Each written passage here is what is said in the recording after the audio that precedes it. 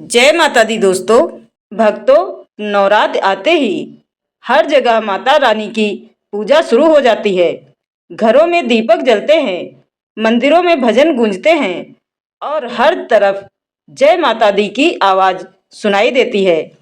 लेकिन क्या आपने कभी सोचा है कि नवरात्र में भगवान भोलेनाथ का क्या स्थान है?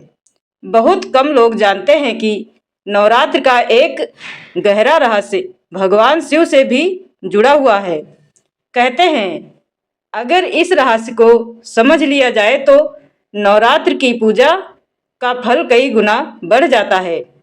आज हम आपको यही अद्भुत कथा सुनाते हैं। बहुत समय पहले की बात है, जब संसार में अधर्म और अत्याचार बहुत बढ़ गया था। एक भयानक असुर था जिसका नाम था महिषासुर। उसने घोर तपस्या करके ब्रह्मा जी से वरदान पा लिया था कि कोई देवता या पुरुष उसे नहीं मार सकेगा। इस वरदान के बाद महिषासुर का अहंकार बहुत बढ़ गया। उसने तीनों लोकों में आतंक मचा दिया, देवताओं को स्वर्ग से निकाल दिया। देवता भयभीत होकर इधर उधर भटकने लगे।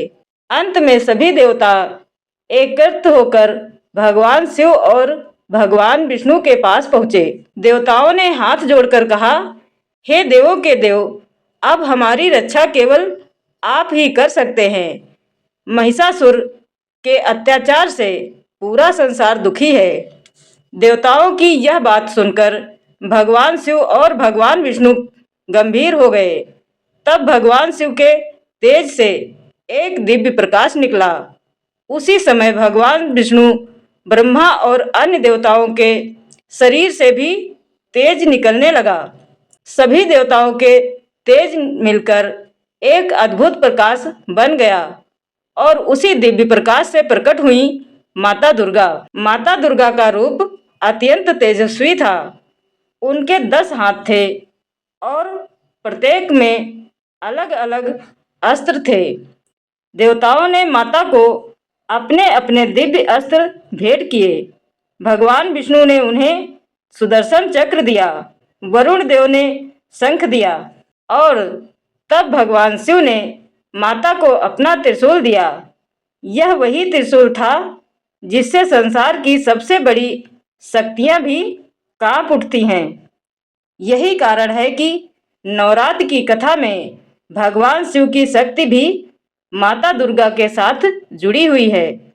जब महिषासुर को माता दुर्गा के प्रकट होने की खबर मिली तो वह क्रोध से भर गया। उसने अपनी विशाल सेना को युद्ध के लिए भेज दिया, लेकिन माता दुर्गा के सामने कोई टिक नहीं पाया। युद्ध कई दिनों तक चलता रहा। अंत में महिषासुर स्वयं युद्ध के मैदान में आया। उसका रूप कभी भैंसे का होता तो कभी सिंह का और कभी हाथी का, लेकिन माता दुर्गा ने अपने त्रिशूल से उसका अंत कर दिया और उसी दिन से धर्म की विजय हुई। कहते हैं कि जब माता दुर्गा महिषासुर का वध कर रही थी, तब भगवान शिव ध्यान में बैठकर माता की शक्ति का स्मरण कर रहे थे, क्योंकि शिव और शक्ति अलग नहीं है। शिव बिना शक्ति के अधूरे हैं और शक्ति बिना शिव के अधूरी है। इसलिए शास्त्रों में कहा गया है, शिव बिना शक्ति के 100 समान है। यही कारण है कि नवरात्र के समय माता की पूजा के साथ साथ भगवान शिव का स्मरण भी किया जाता है। पुराणों में एक और कथा मिलती है। कहा जाता है कि जब माता पार्वती कठोर तपस्या कर रही थीं, तब भगवान शिव उनकी भक्ति से अत्यंत प्रसन्न हुए। तब उन्होंने कहा, हे पार्वती, तुम केवल मेरी पत्नी ही नहीं बल्कि संसार की सबसे महान शक्ति बनोगी। और तभी से पार्वती का एक दिव्य रूप माता दुर्गा के रूप में पूजे जाने लगा। इसलिए नवरात्र में माता दुर्गा की पूजा दरअसल शिव की शक्ति की पूजा भी मानी जाती है। नवरात्र के दिनों में अगर कोई भक्त माता दुर्गा की पूजा के साथ भगवान शिव का भी स्मरण करता है तो उसकी पूजा और भी फलदायी मानी जाती है, क्योंकि शिव और शक्ति दो नहीं बल्कि एक ही दिव्य ऊर्जा के दो रूप हैं। कई मंदिरों में नवरात्र के दौरान माता के साथ साथ शिवलिंग की भी पूजा की जाती है। नवरात्र केवल व्रत रखने का समय नहीं है, यह समय है अपने मन को शुद्ध करने का, दूसरों की मदद करने का और भगवान की भक्ति में डूब जाने का।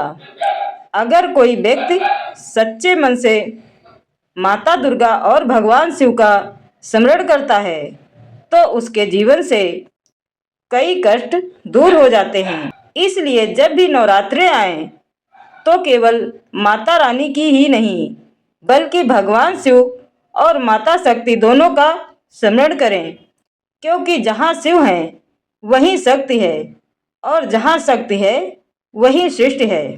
अगर आप माता रानी और भगवान भोलेनाथ के सच्चे भक्त हैं तो कमेंट में ज़रूर लिखें।